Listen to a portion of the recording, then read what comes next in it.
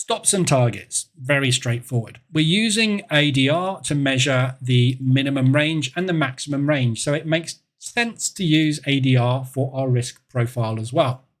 So you have options here for your multiple of stop loss and take profit as a percentage of ADR. So like the previous inputs, 0.15 is 15% of the average daily range. You should set your stop loss to be equal to or less than the minimum range that you're going to use.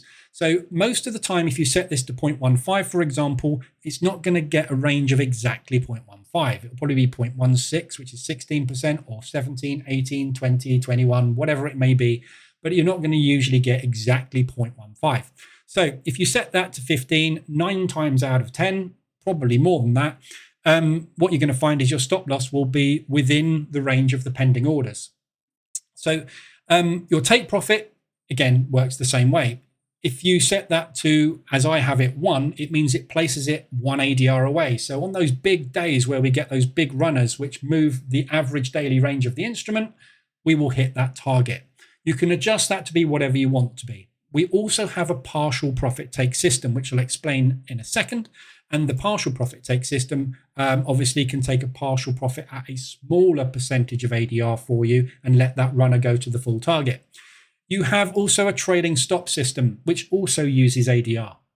So the trailing stop system you can set to true or false. If you set it to true, it will obviously trail the stop loss, and you can set a trailing stop multiple of ADR.